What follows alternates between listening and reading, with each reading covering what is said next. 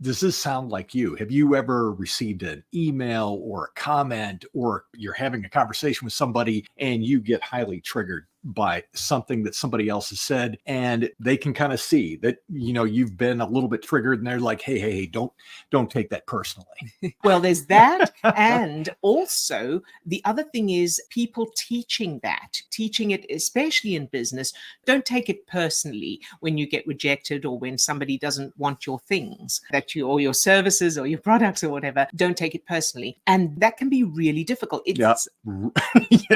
It can be really paralyzing, right? Absolutely. Yeah. It can keep you stuck. It can keep you from moving forward with what you do and helping other people, because, you kind of get frozen. Yeah. So let's kind of jump into this a little bit. Like, what do we do? Because I know that I've been in places where it's like, I shouldn't be taking this personally, but it is overwhelming. And that's the point I wanted to make. Mm-hmm. Don't take it personally sounds like good advice. It sounds like it should be helpful. Yeah. You can not take it personally. Fantastic. That's great. But not everyone is able to do that. And there's a very, very good reason why we take things personally. And that's really what we wanted to highlight today, because I know that as I see these posts of people saying, don't take it personally, it's not personal, I know that there are a lot of people out there, like I used to be, thinking, of course it's personal.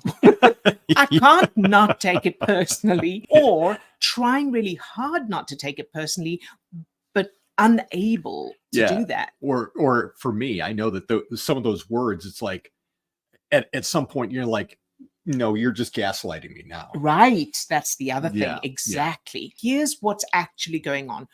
Saying to someone, don't take it personally, it's well-meaning, of course, but it's speaking to the conscious mind, the logical mind, which is fine. Again, if the person's able to, that's fantastic. However, what's actually going on for someone who takes something personally and can't see it any other way, the unconscious part of their brain is referring to the fact, to evidence that this is personal. Not in so many words, but it's referring to some references in their past, and they're part of their self-image, and then it's triggering stress chemicals that make it feel really real, that this is personal, and they can't see beyond that. It's not that they don't want to necessarily, it's that they physically can't. They don't have access to that part of their brain. It's like looking at the world and you've got red lenses, glasses with red lenses on, and it's clearly red. Everything's red. Obviously it's red because that's what you're looking through, and you don't realize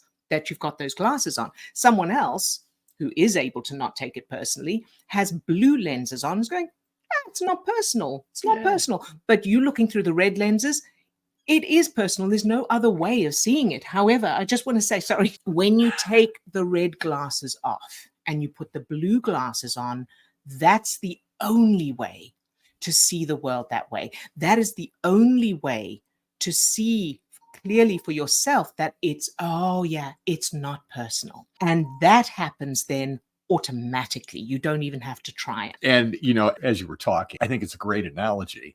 And that notion of, I can only see the world in red, because that's the filter that I'm wearing. I was just imagining somebody saying, instead of don't take it so personally, it's like, stop seeing the world so red.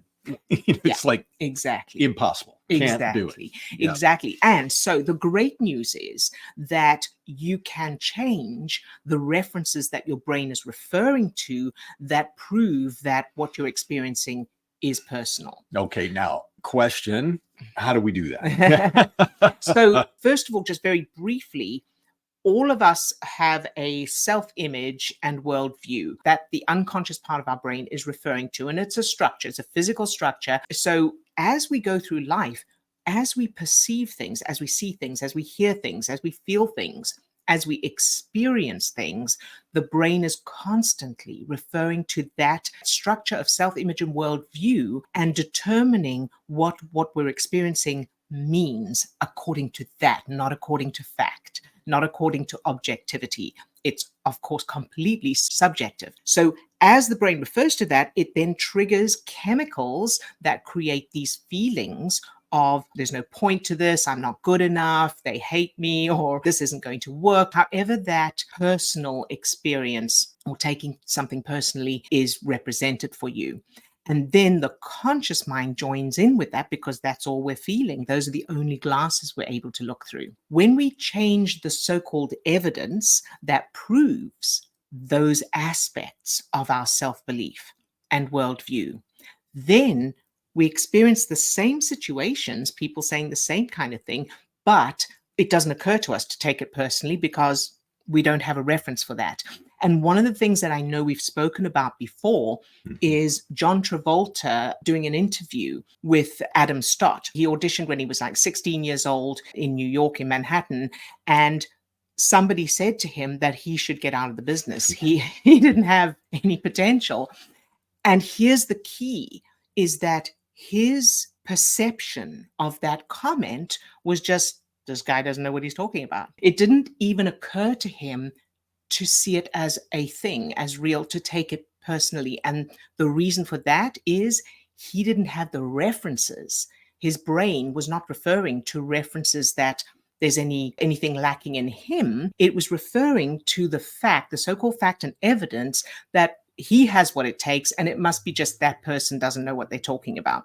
And I'm sure you've come across people who will have a certain reaction to comments like trolls. When you have people being mean in comments, for example, some people will take it personally and feel frustrated, angry, upset, worried, judged, all of that. And other people will just go, I don't know what their problem is, but anyway, moving on, or won't register at all. The difference is not the conscious mind deciding to not take it personally.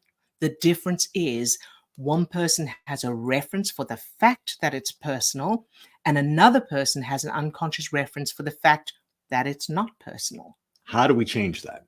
So changing those references is a big topic, and there's a lot to it because you need to know what the references are, how they're formed, and then how to change them. And we actually have a free masterclass that goes into all of those details that you can register for. The link is in the description, and you can sign up for that, and you'll get all of the training and information on that. Yeah. And if I can just say, one sentence about that without going into too much detail about that, those references and whatever it is that we experienced in childhood, I think one really important thing to kind of know about that, and I'll just kind of tease out a little bit what we're talking about in that masterclass, is that whatever it is that we experienced back then that formed our worldview and that self-image that we're holding, all of that is not happening in this right now moment. It's no longer happening. It's just data